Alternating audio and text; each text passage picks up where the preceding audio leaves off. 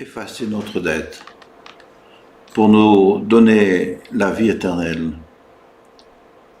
Seigneur, tu es le Créateur, tu es aussi le Père de Jésus, Seigneur, celui à qui nous devons tout.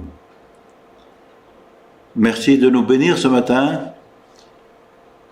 Merci de bénir ceux qui sont chez eux, absents ici. Charles, qui est en mission à Strasbourg, puis à Algrange, et ceux qui souffrent, Seigneur. Tout particulièrement Irma, et aussi la petite Yona, dont nous avons eu de bonnes nouvelles ce matin. Et puis encore nos frères qui sont à Sainte-Anastasie,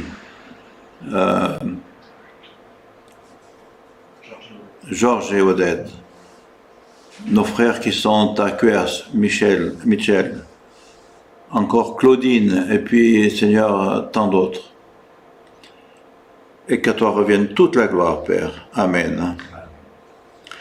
Alors je vous invite à lire un texte qui se trouve dans Romains chapitre 5, à partir du verset 6.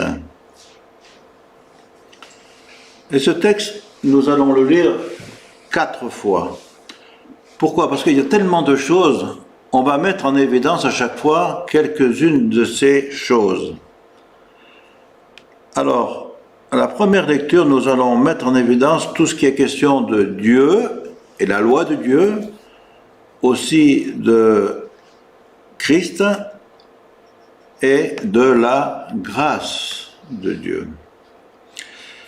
Car lorsque nous étions encore sans force, Christ, au temps marqué, est mort pour des impies. À peine mourrait-on pour un juste, quelqu'un peut-être mourrait pour un homme de bien, mais Dieu prouve son amour envers nous. Voilà la grâce. Dieu prouve son amour envers nous. En ce que lorsque nous étions encore des pécheurs, Christ est mort pour nous. À plus forte raison, donc, maintenant que nous sommes justifiés par son sang, la justification, c'est encore une manifestation de la grâce de Dieu. Serons-nous sauvés, le salut aussi bien sûr, par lui de la colère?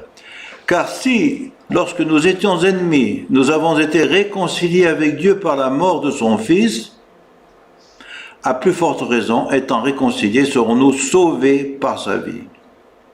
La réconciliation appartient à la grâce, c'est un effet de la grâce de Dieu. Et non seulement cela, mais encore nous nous glorifions en Dieu par notre Seigneur Jésus-Christ, par qui maintenant nous avons obtenu la réconciliation. C'est pourquoi, comme par un seul homme le péché est entré dans le monde, et par le péché la mort, et qu'ainsi la mort s'est étendue sur tous les hommes, parce que tous ont péché. Alors là, je me permets de faire une parenthèse, parce que les versets 13 à 17 sont une parenthèse dans le discours de l'apôtre Paul. Donc, avant de lire 13 à 17, je vais tout de suite aller au 18, et vous voyez que le 18 reprend la fin du verset 12.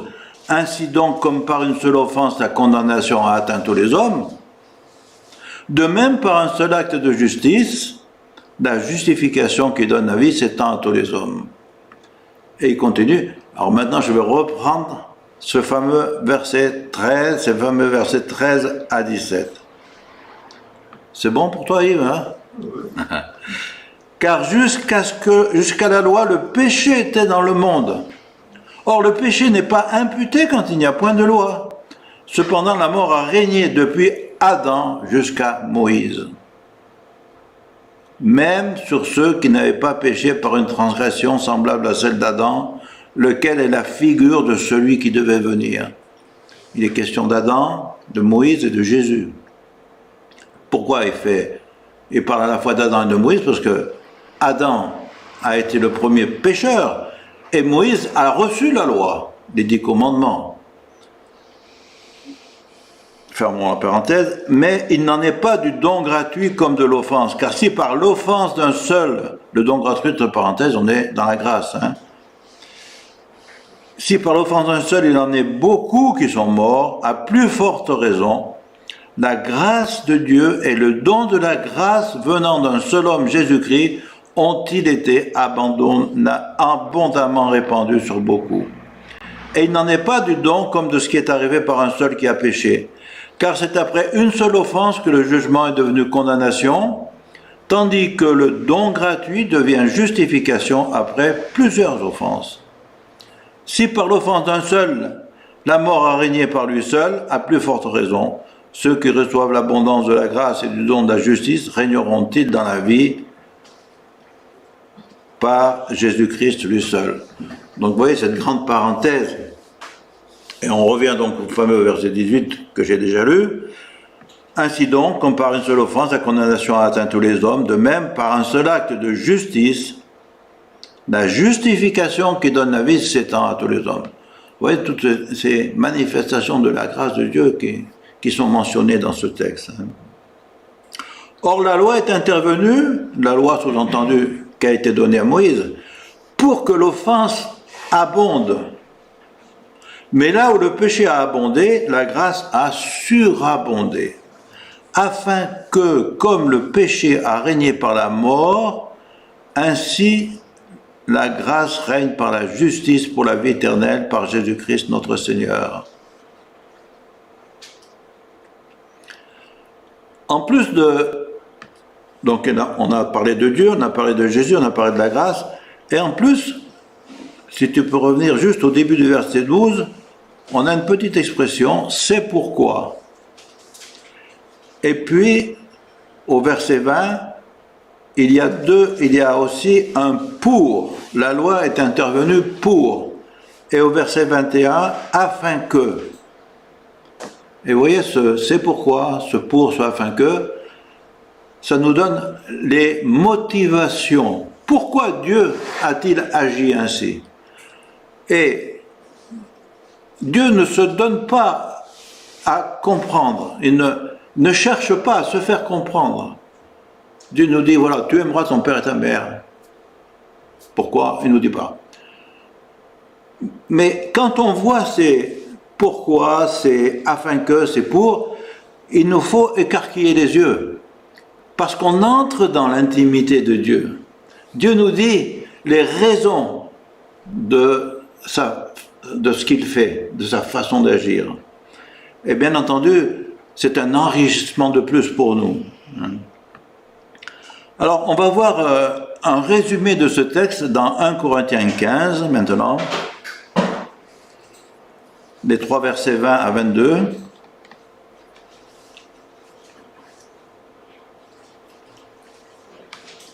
Mais maintenant, Christ est ressuscité des morts, il est les prémices de ceux qui sont morts. Car puisque la mort est venue par un homme, c'est aussi par un homme qu'est venue la résurrection des morts. Ouais, chaque fois qu'on parle de ressuscité, de résurrection, on parle de la grâce de Dieu encore. Et comme tous meurent en Adam, de même, tous revivront en Christ. On a la même chose dans Galates 3, verset 24. Ainsi, la loi a été comme un précepteur pour nous conduire à Christ, afin que, souvenez-vous, motivation de Dieu, nous soyons justifiés par la loi. Donc on voit dans ces textes, et en particulier dans les... Pardon ? Par la foi. Foi, excuse-moi. Mais comme je n'ai pas mes lunettes, merci. Afin que nous soyons justifiés par la foi, bien sûr, oh là là. Quelle bourde. Excusez-moi. Ces 3 textes nous disent la même chose. Alors pourquoi j'ai insisté sur le texte de l'Épître aux Romains? Parce que l'Épître aux Romains, elle nous dit pratiquement tout ce que nous dit l'ensemble de la Bible. L'Épître aux Romains a été écrite disons dans les années 60. Or, Paul n'était pas encore, plutôt que ça. Mais Paul n'était pas encore allé à Rome. Justement, il leur écrit pour leur dire qu'il va aller les voir. Et il écrit à qui il écrit là? Il écrit à des Juifs principalement, et aussi des païens. Il faut savoir que quelques années avant, l'empereur avait chassé les Juifs de Rome. 20 ans avant. Et ils sont revenus. Donc on a des juifs qui sont chrétiens, qui sont convertis, des juifs qui sont juifs, et puis on a aussi quelques païens. Donc c'est une église qui est assez mélangée sur le plan spirituel. Et là, nous voyons quand même qu'il s'adresse à des gens qui connaissent beaucoup de choses, dans l'Ancien Testament en particulier, dans ce qu'ils ont comme document. Il s'adresse à des gens qui connaissent beaucoup de choses. Je voudrais revenir sur le verset 18. Comme par une seule offense, la condamnation a atteint tous les hommes. Je ne sais pas pourquoi il y a SFR qui vient à chaque fois se mettre dans mon écran. Je ne sais pas pourquoi. Bon, pas grave. De même, par un seul acte de justice, la justification qui donne la vie s'étend à tous les hommes. Et cette justice-là, l'acte de justice en question, il a été rendu. Où a-t-il été rendu? C'est un quiz. Eh oui, à Golgotha, à la croix. Et c'est ce qu'on trouve dans Colossiens 2, verset 14.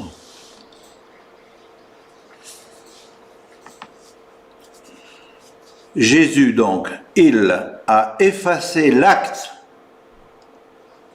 de justice en question, dont les ordonnances nous condamnaient et qui subsistaient contre nous. Qu'est-ce qu'il en a fait? Il a éliminé cet acte. Comment il l'a fait? En le clouant à la croix.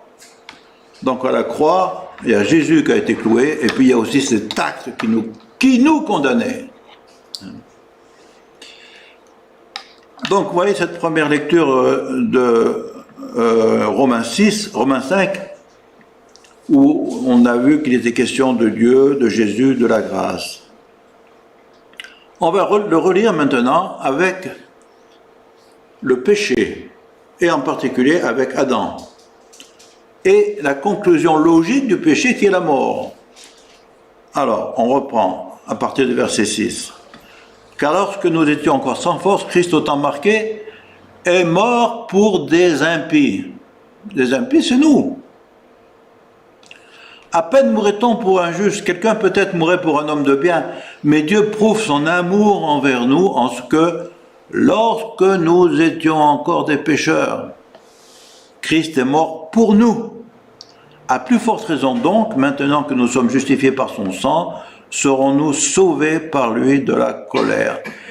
Car si lorsque nous étions ennemis, et là vous voyez qu'il s'adresse à deux publics, ennemis de toute date, les païens et les juifs, et même, on va dire, les juifs qui sont encore sous l'ancienne alliance, et les juifs qui se sont convertis à Christ.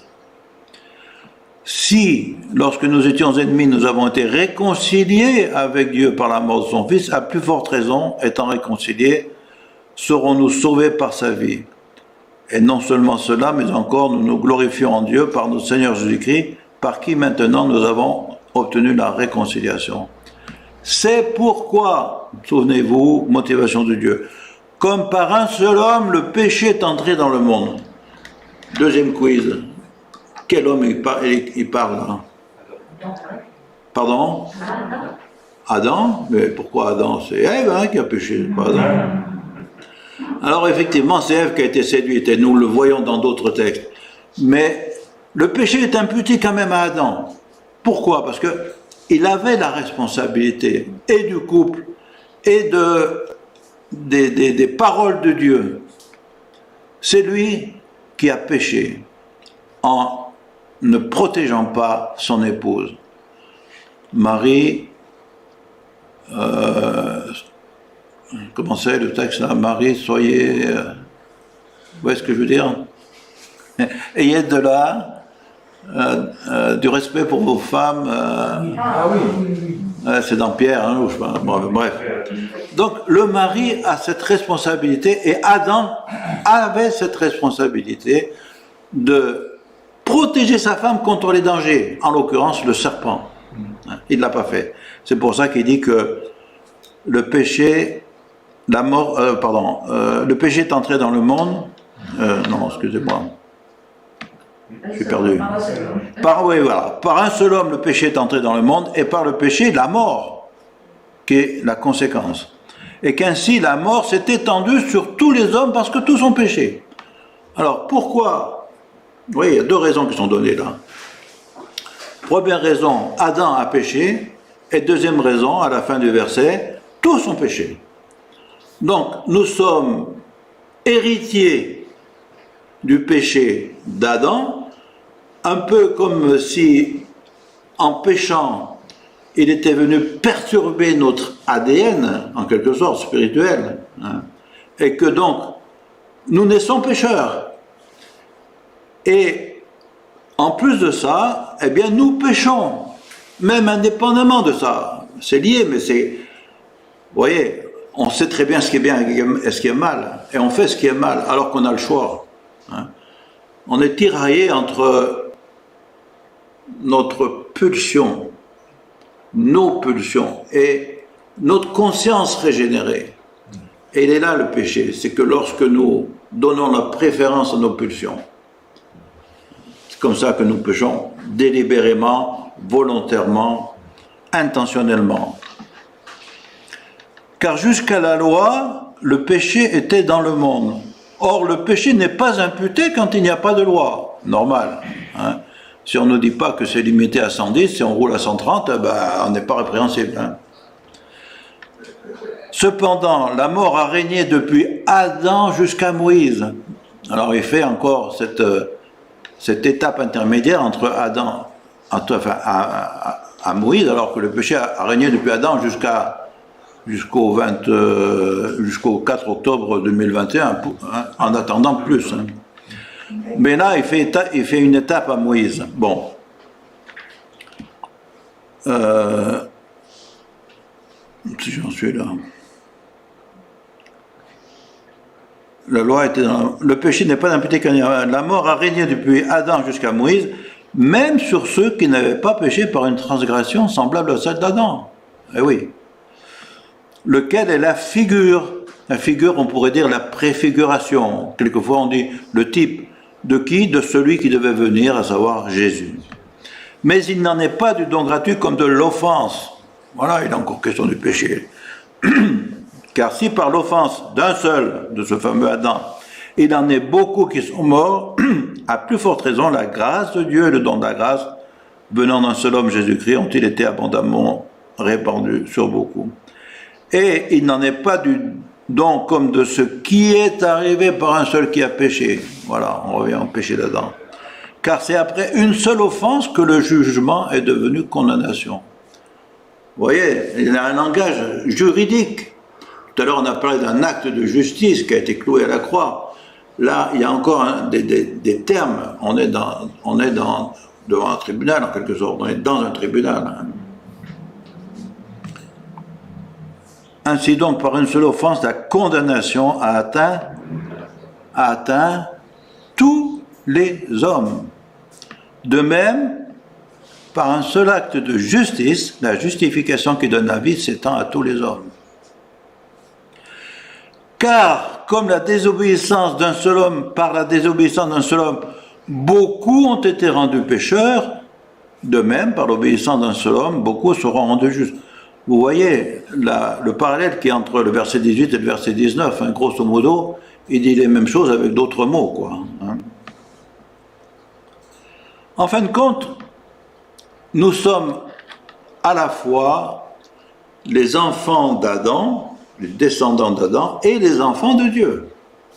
Nous qui sommes assis ici. Hein.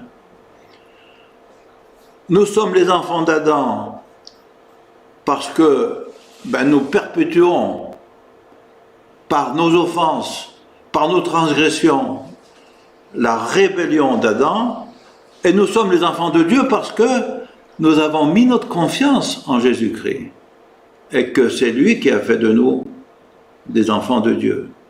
Donc nous sommes dans les deux catégories, hein, à la fois enfants d'Adam, naturellement, et enfants de Dieu spirituellement.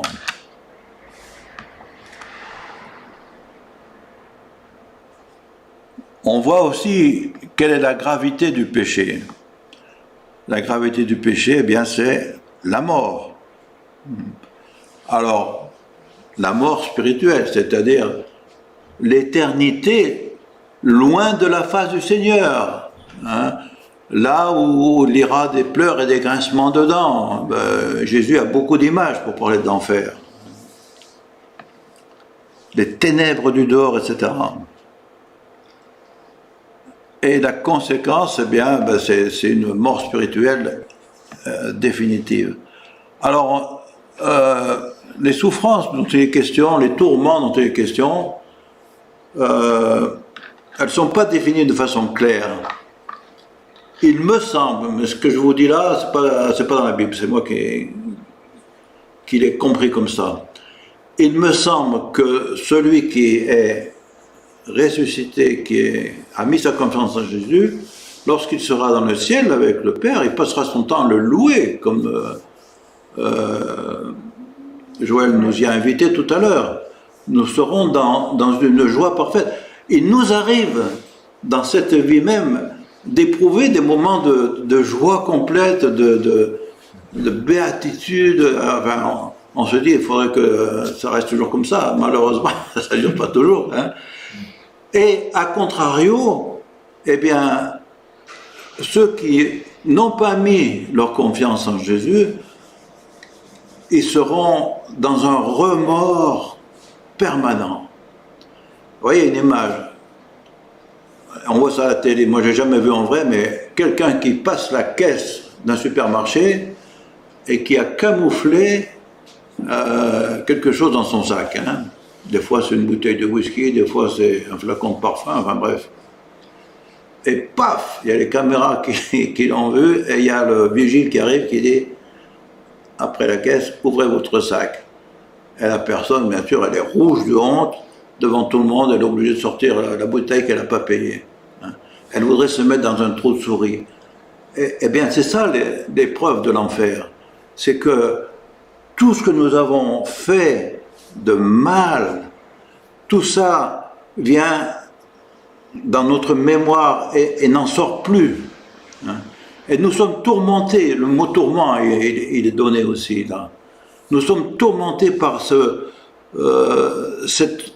différentes fautes, ces différentes offenses, ces différents péchés que nous avons commis, et perpétuellement, eh bien, on a ce reproche qui est là en permanence. Fermons la parenthèse. Alors, or la loi est intervenue pour que l'offense abonde, mais là où le péché a abondé, la grâce a surabondé. Afin que, comme le péché a régné par la mort, la grâce règne par la justice, pour la vie éternelle, par Jésus-Christ notre Seigneur. Dans 1 Corinthiens, même chose, il est question aussi de mort. Maintenant, Christ est ressuscité des morts, il est les prémices de ceux qui sont morts, car puisque la mort est venue par un homme, il est question d'Adam, c'est aussi par un homme qui est venu, Jésus là, qui est venu la résurrection des morts, et comme tous meurent en Adam, de même aussi tous revivront en Christ. Et dans Galates, non, on ne va pas le reprendre Galates là. Alors on va faire une troisième lecture, où on va mettre en évidence tout ce qui est le croyant, la foi et la grâce encore, sous ses différentes formes, avec son aboutissement, la vie éternelle. Alors, on reprend Romains 5, verset 6. Car lorsque nous étions encore sans force, Christ, au temps marqué, est mort pour des impies. Voilà l'expression de la grâce de Dieu. Christ, au temps marqué, est mort pour des impies. Et ça, c'est la spécificité du christianisme. Dans toutes les religions, depuis l'animisme jusqu'à l'islam, en passant par l'hindouisme, et puis toutes les religions, et j'inclus même le catholicisme. Hein. Le salut vient par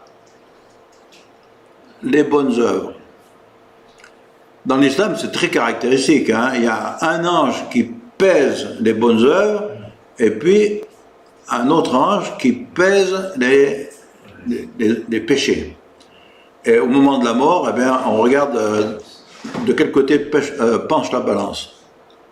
Dans l'hindouisme, on n'y arrive jamais parce que, comme on a toujours plus de péchés que de bonnes œuvres, il faut se réincarner, et quelquefois on reste des millions d'années avant de revenir sur Terre. Il n'y a que dans le christianisme que le salut s'obtient par un autre moyen que nos propres bonnes œuvres, un autre moyen que nos propres mérites. On n'a aucun mérite à faire valoir. Aucun mérite à faire valoir. Ça, c'est particulier au christianisme. Et, vous voyez, c'est ce qui est écrit ici, là. Christ, au temps marqué, est mort pour des impies. C'est lui qui a fait les bonnes œuvres que nous aurions dû faire. Et les bonnes œuvres que nous aurions dû faire, eh bien, Christ l'a fait justement, comme on a dit tout à l'heure, en clouant à la croix l'acte qui nous condamnait par sa propre mort. Mais souvenez-vous bien de ça. Toutes les religions vous demandent de faire des bonnes œuvres pour mériter le salut. Il n'y a que dans le christianisme que on fait confiance à quelqu'un d'autre, un substitut, Jésus-Christ, pour mériter à notre place. À peine mourrait-on pour un juste, verset 7. Quelqu'un peut-être mourrait pour un homme de bien. Mais Dieu prouve son amour envers nous en ce que, lorsque nous étions encore des pécheurs, Christ est mort pour nous. Et vous voyez, ça c'est la pédagogie de répétition de l'apôtre Paul. Jésus aussi, il a cette pédagogie de répétition. Mais chez l'apôtre Paul, c'est très marqué. À plus forte raison, maintenant que nous sommes justifiés par ce sang, serons-nous sauvés de lui par la colère. Autrement dit, là, il institue deux étapes. Première étape, la justification, nous sommes déclarés justes. Deuxième étape, le salut. Nous sommes sauvés par lui de la colère. Car si lorsque nous étions ennemis, nous avons été réconciliés avec Dieu, voilà, c'est encore une autre étape, ça, qui précède la justification. Par la mort de son Fils, à plus forte raison, étant réconciliés, nous serons sauvés. Nous aurons le salut par sa vie. Et non seulement cela, mais nous nous glorifions en Dieu par notre Seigneur Jésus-Christ, par qui maintenant nous avons obtenu la réconciliation. Vous voyez, quand je disais que dans le mot grâce, il est inclus d'autres choses, d'autres termes. Ça aboutit tout à la même finalité, mais ça dit des choses de façon un peu particulière. On avait offensé Dieu, on était fâché, on est réconcilié. On était ennemi, on est réconcilié. Et puis on était injuste, on a été justifié. On a été déclaré juste. Et puis, eh bien, on était perdu, on est sauvé.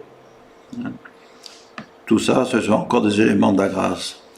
C'est pourquoi, comme par un seul homme, le péché était entré dans le monde, et par le péché la mort, et qu'ainsi la mort s'étend sur tous les hommes parce que tous ont péché, avec cette incise, donc, du verset 13 au verset 17, je lis le 15, « Il n'en est pas du don gratuit comme de l'offense, car si par l'offense d'un seul il y en a beaucoup qui sont morts, à plus forte raison, par la grâce de Dieu et le don de la grâce venant d'un seul homme, Jésus-Christ, à plus forte raison, la grâce de Dieu et le don de la grâce ont-ils été abondamment répandus sur beaucoup. Et il n'en est pas du don comme ce qui est arrivé par un seul qui a péché, car c'est après une seule offense que le jugement est devenu condamnation, tandis que le don gratuit devient justification après plusieurs offenses. Et le verset 17, qui nous redit un peu la même chose, si par l'offense d'un seul, la mort a régné par le seul, à plus forte raison, ceux qui reçoivent l'abondance de la grâce et du don de la justice régneront-ils dans la vie par Jésus-Christ. Pourquoi j'insiste? Parce que Paul insiste. Paul est en train de nous dire, mettez-vous bien ça dans la tête. Et c'est ce que je fais aussi pour vous. Peut-être que ça vous est pénible, mais l'épître aux Romains, c'est une épître qui est pénible. Excusez-moi, hein, je suis un peu... mauvaise langue, mais c'est pas qu'elle est pénible, c'est qu'il y a une insistance, des répétitions. Hein, et nous devons prendre conscience et nous devons les assumer, ces répétitions, pour nous-mêmes. Paul écrit Romains, il écrit à nous, il écrit à chacun de nous. Et c'est à chacun de nous de prendre conscience que si Paul répète, c'est que c'est important. Hein. Alors, bon, dans le verset 18, il est question de tous les hommes, alors que dans le verset 19, il est question de beaucoup. À mon avis, il n'y a pas beaucoup de différence entre les deux, quoi. Hein. Le fait est qu'on est inclus nous-mêmes à titre individuel à la fois dans tous et dans beaucoup. Donc, ces deux textes nous disent la même chose, mais encore une fois, en termes légèrement différents. Or, la loi est intervenue pour que l'offense abonde, mais là où le péché a abondé, la grâce a surabondé. Il faut s'arrêter un peu sur ce texte-là. Pourquoi? Parce qu'une mauvaise lecture de ce texte nous dirait plus je pêche, plus je bénéficierai de la grâce. C'est surtout pas ça que ça veut dire. Hein. Ça veut dire quoi? Pourquoi la grâce a-t-elle surabondé? Eh bien, pour démontrer que aucun péché ne résiste à la grâce de Dieu. Aucun péché ne résiste à la grâce de Dieu. Et plus le péché abonde, plus la grâce va manifester la gloire de Dieu en surabondant par rapport au péché. Ce que je disais tout à l'heure par rapport aux différentes religions. Et en fin de compte, la grâce, c'est la clé de l'alliance que Dieu passe avec les hommes. Et cette grâce qui surabonde quand le péché abonde. Dieu est le Dieu glorieux, le Créateur, le Maître de l'univers, le Créateur de chacun de nous. C'est lui qui nous donne la vie. Et il n'y a rien qui peut dépasser cette immensité de Dieu, cette magnificence de Dieu. Il y a beaucoup de mots, je ne les ai pas en tête instantanément, mais vous voyez ce que je veux dire? Cette grandeur de Dieu. Le péché, il a beau être une offense, il a beau être abominable, eh bien, la grâce de Dieu est encore plus grande. Et la grâce de Dieu est capable d'effacer les plus grosses tâches. Voilà une image. On voit une grosse tâche, on n'arrive pas à l'effacer, ben, la grâce de Dieu, elle efface toutes les tâches. C'est ça que veut dire ce texte. Là où l'offense a abondé, le péché a abondé, pardon, la grâce a surabondé. Afin que, comme le péché a régné par la mort, la grâce règne par la justice. Le péché a régné par la mort. Et oui, et il y en a qui sont morts. Souvenons-nous de ceux qui murmuraient dans le désert. Hein. Le péché a régné par la mort. Et donc, il y en a beaucoup qui sont morts. Hein. Mais l'apôtre Paul nous dit ici que la grâce règne par la justice. Et son objectif, c'est la vie éternelle. Par Jésus-Christ notre Seigneur. Dans 1 Corinthiens 15, mais maintenant Christ est ressuscité des morts, il est les prémices de ceux qui sont morts. Il nous précède dans la vie éternelle. Hein. Il est ressuscité, nous aussi nous ressusciterons. Car puisque la mort est venue par un homme, c'est aussi par un homme qu'est venue la résurrection des morts. Et on voit encore ici la grandeur, l'immensité de la grâce de Dieu. Il y a beau avoir eu un pécheur qui s'appelle Adam, comme il y a eu un pécheur qui s'appelle Adam, eh bien, il y a un sauveur qui s'appelle Jésus, et Adam a fait venir la mort, Jésus fait venir la vie. Et rien ne peut s'y opposer. Hein. Verset 24, même chose. La loi a été donnée comme un précepteur pour nous conduire à Christ. Un précepteur, un pédagogue. Hein, le terme exact, c'est pédagogue. Alors, quand on décompose, on trouve pédo, qui veut dire enfant, et ago, qui veut dire aller. Hein. Donc, le pédagogue, à l'époque, c'était celui qui conduisait l'enfant jusqu'à l'école. Voilà. Et donc, la loi a été ce précepteur qui nous a conduits où? Ah ben, à Christ. Il ne nous a pas conduits à l'école du péché, mais il nous a conduits à Christ, afin que nous soyons justifiés par la foi. Alors, regardez ce psaume 51, s'il te plaît. Oh là là, ah, t'es du rapide, hein? Ô Dieu, on prend à partir du verset 3. Aie pitié de moi dans ta bonté, selon ta grande miséricorde, efface mes transgressions, lave-moi complètement de mon iniquité et purifie-moi de mon péché. Est-ce que ça, c'est pas l'expression de la grâce de Dieu? Aie pitié de moi dans ta bonté, selon ta grande miséricorde, efface mes transgressions, lave-moi complètement de mon iniquité, purifie-moi de mon péché. Et on le connaît, ce péché. En réalité, il y a 3 péchés. Premièrement, l'adultère avec Bathsheba. Deuxièmement, faire endosser à Uri la grossesse de Bathsheba.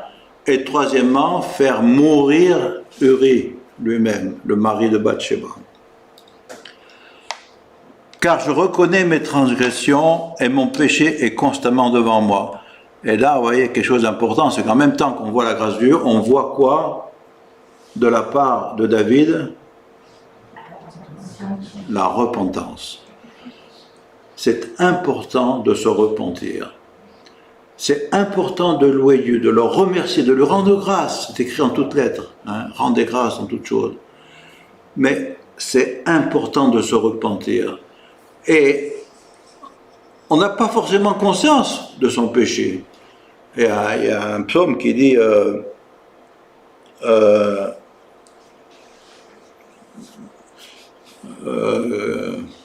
pardonne-moi mes péchés que j'ignore, quelque chose dans ce genre-là, le psaume 139, je crois. Hein.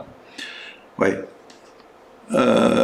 Donc c'est important de se repentir, et c'est ce que fait ici David.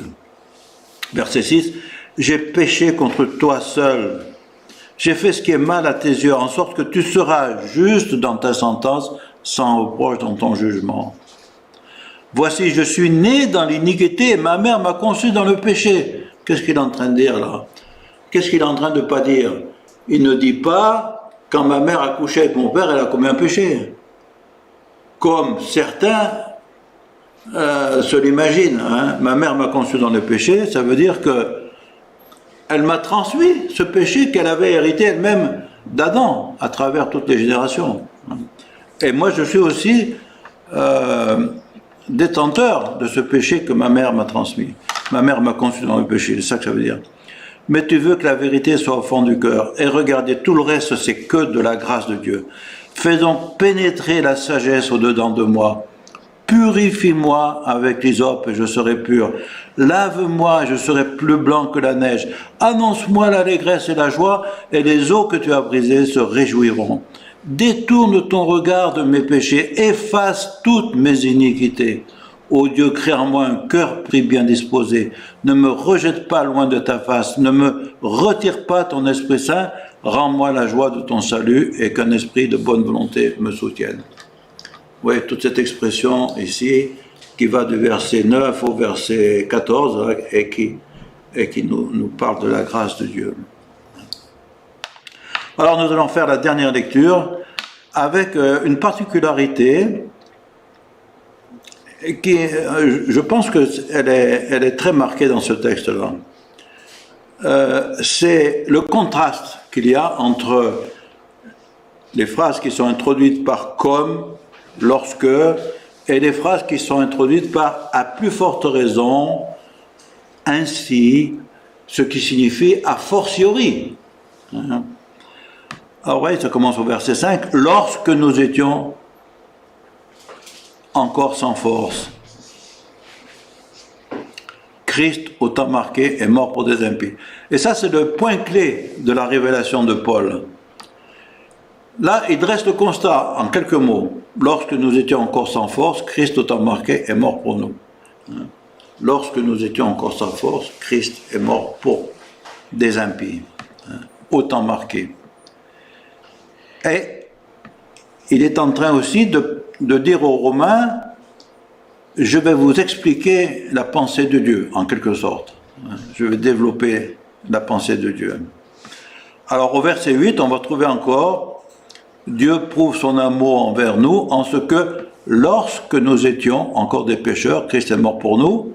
Et regardez ce que j'appelle le contraste, à plus forte raison, a fortiori,